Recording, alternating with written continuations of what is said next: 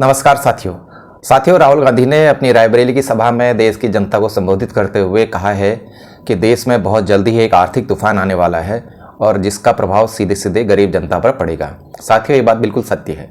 सत्य इसलिए है क्योंकि जो देश की आर्थिक स्थिति अभी बहुत अच्छी नहीं है, क्योंकि पिछले दिनों जब जो ईरान और अमेरिका युद्ध हुआ उसकी वजह से जो हमारे देश में एक आर्थिक मंदी आई है, जिसकी वजह से पूरा जो व्यापार संकट है, जो आर्थिक गतिविधियां हैं वो बाधित हुई हैं। उसकी वजह से भारत में महंगाई तो बढ़नी है। सबसे बड़ी समस्या क्या है? हमारे देश की 150 करोड़ की जनसंख्या है और हमारे लिए सर्वाइव करना हमारी पहली प्रायोरिटी होती है। आर्थिक मंदी तो पूरी दुनिया में आएगी, चाहे वो यूरोप हो, अमेरिका हो या दूसरे देशों में। रसिया पिछले 4 साल से यूक्रेन के साथ उलझा हुआ है, वहाँ पर किसी तरीके से आर्थिक मंदी नहीं आती है। आती भी है तो वो लोग संभाल लेते हैं, इसलिए संभाल लेते हैं क्योंकि उनकी जनसंख्या नियंत्रित है। साथियों, तुलना कीजिए एक ऐसे परिवार की जिसके पास सिर्फ 2 बच्चे हैं, 2 पेरेंट्स हैं और 2 उनके बुजुर्ग माँ बाप होंगे, 6 लोगों का एक परिवार होगा। और उसकी तुलना कीजिए एक ऐसे परिवार से जिसमें 7-8 बच्चे हैं, 2 माँ बाप हैं, 2 बुजुर्ग हैं, कुल मिला के 12-14 लोग। अब अगर इनकम दोनों के बराबर है तो जो 2 बच्चों वाला परिवार है वो तो कैसी तरीके से सर्वाइव कर जाएगा।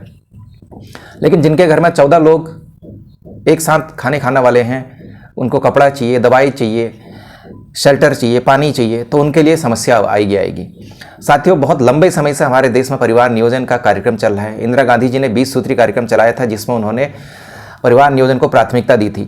70 के दशक में ये बहुत ही तेजी पर चला था, जिसमें अधिकांश जनसंख्या देश की जो है वो नियंत्रित हुई थी।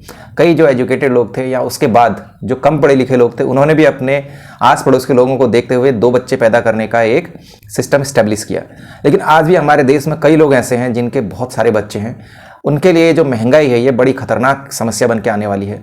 हालांकि जिनके 2 बच्चे हैं, जिनका 1 बच्चा है, वो महंगाई उनके लिए भी होनी है, लेकिन वो सर्वाइव करने में इसलिए समर्थ हो जाते हैं क्योंकि ऐसी कंडीशन में जब देश में आर्थिक संकट आता है, गैस की कमी है, पेट्रोल और डीजल बहुत महंगा होगा, खाने पीने की चीज़ों के दाम बढ़ेंगे, ऐसी कंडीशन में जो कम छोटा परिवार है उसकी जो बचत होती है, जो उसकी इनकम है, वो उनके सर्वाइव करने के लिए इनफ होती है।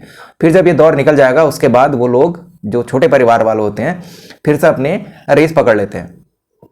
लेकिन जिनके परिवार ज़्यादा बड़े होते हैं, जहाँ पर बच्चे अभी स्कूल जा रहे होते हैं, कुछ बच्चे पढ़ चुके होते हैं, कुछ बच्चे पढ़ रहे होते हैं, उन परिवारों में भी भोजन और कपड़ा, रहना, पानी, ये सब चीज़ें प्रायोरिटी में आ जाती हैं। तो ऐसे में कई सारे बच्चों का स्कूल छूट जाता है। कई सारे बच्चे उस मुख्य भूमिका से हट जाते हैं जिनको कि समाज की मुख्य धारा में जाना चाहिए, एजुकेशन लेनी चाहिए और हाईली जो आजकल कंप्यूटर एजुकेशन है, टेक्निकल एजुकेशन है, उसमें उन्होंने एक्सपर्ट होना चाहिए, वो नहीं हो पाते हैं। तो एक वर्ग फिर से गरीब बन के रह जाता है पूरे देश में। साथियों, इस पर आपके क्या विचार हैं? जनसंख्या नियंत्रण होना चाहिए, नहीं होना चाहिए? कमेंट करके जरूर बताइए।